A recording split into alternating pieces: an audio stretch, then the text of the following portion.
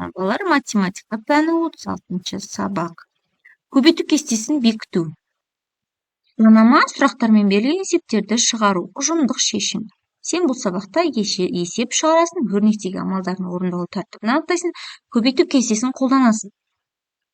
Балалар, досыңмен ойын ұйымдастыр. Тұргөздерді ою-өрнек шығатындай қағазбен қиып алып, кішкентай шаршылармен жап. Досың көбейтудің кестелік жағдайын пайдалана отырып, қағазбен жабылған түргөзде қандай сан жасырғанын анықтасын. Балалар, 12 3 пен 4-тің көбейтіндісі, мысалға 20 5 пен 4-тің көбейтіндісі. Дәл осылайынша көбейту кестені пайдаланып, қағазбен жабылған түргөзде қандай сан жасырғанын анықтаңдар. Екінші есеп.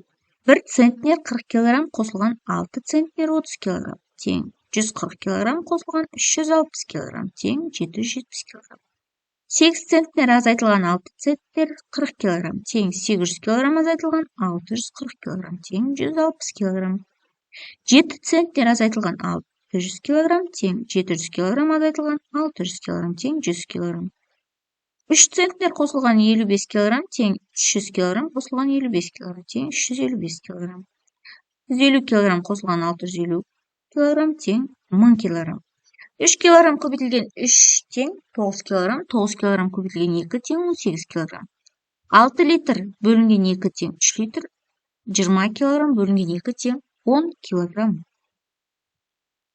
Үшінші есеп, есептерді шығар. Үлкен ыдыста 20 литр қымыз бар. Бұл кіші ыдыстағыдан 5 есе артық. Екі ыдыста барлығы қанша литр қымыз бар? Үлкен ыдыс 20 литр, бұл 5 есе артық. Кіші ыдыста белгісіз, барлығы неше литр қымыз? Яғни, жанама есепте есе артық десе, біз керісінше не істейміз? Бөлеміз. Яғни, бұл мәтінесінде шартында, жанама есептің шартында бұл деп тұрады. Яғни, 20-ны 5-ке бөлеміз 4, бұл кіші ыдыстағы саны литрі, және барлығын үлкен ыдыста 20 литр, кіші ыдыста 4 литр. Жалпы екі ыдыста 24 литр қымыз бар екен. Ал енді нұсқасында 8 ыдыста 40 литр қымыз құйылды, 30 литр қымызды құю үшін осындай неше ыдыс қажет? Балалар, қараңдаршы, 8 ыдысқа 40 литр, 30 литрге неше ыдыс? Енді 40-ты 8-ге бөлсек 5 литр. Бұл бір ыдыста 30 бөлімге 5 тең 6. Яғни 30 литр қымыз үшін 6 ыдыс қажет екен, балалар. Біздің сынып оқушылары мектепте өтетін концертке қатысатын болды. Дайындық басталды. Олар мата сатып алды. Концертке дайындық үшін алынған бұйымдардан есеп құрастырып, оны шығар. Яғни бір бұйымға кеткен мата шығыны бірдей. Бұйымдар саны 9 дана белгісі. Жалпы шығын 45 метр және 25 метр. 9 дана 45 метр кетеді, 25 метрге неше дана кетеді? Мата шығыны бірдей. Енді 45 метр 9-ға бөлеміз, 5 метр бұл бізде бір бұйымға кететін мата шығыны. Ал енді 25-ті 5-ке бөлеміз, 5, яғни 25 метр матадан 5 костюм тігуге болады екен. Келесі, бір бұйымға кеткен мата шығыны 3 метр және 2 метр, ал бұйымдар саны бірдей. Жалпы шығын 27 метр және белгісіз. Енді бала шартын құрайықшы, 3 метрден 27 метр, 2 метрден неше метр? Бұйымдар саны бірдей. Енді 27-ні 3-ке бөлеміз, 9 бұйым саны таптық, ал енді 2 метрді 9-ға көбейтеміз. 18 метр. Жауабы 9 костюмге 18 метр мата жұмсалды. 5-ші есеп.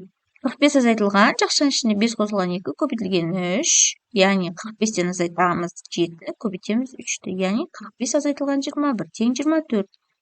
9 қосылған, жақшаның ішінде 3 қосылған 6, жақша жабылған, көбейтілген 9. 9 қосылған 9 көбейтілген 9 тең 9 қосылған 81 тең 90. 100 азайтылған 35 бөлінген жақшаның ішінде 5 қосылған 2 тең 100 азайтылған 35 бөлінген 7 тең 100-ден 5 азайтамыз 95. 9 көбейтілген 8 қосылған 54 бөлінген 9 тең 72 қосылған 6 тең 78. 35 бөлінген 7 қосылған 63 бөлінген 9 тең 5 қосылған 7 тең 12. 45 бөлінген 9 көбейтілген 6 тең 5 көбейтілген 6 тең 30-ға.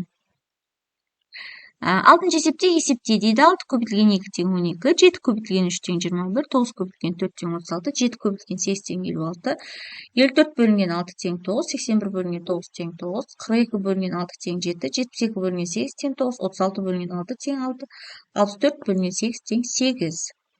Ал балалар, осымен сабағымыз аяқталды. Алдағы сабақтарымызды жіберіп алмаш үшін арнамызға тіркеліп айтқызуды ұмытпаңдар.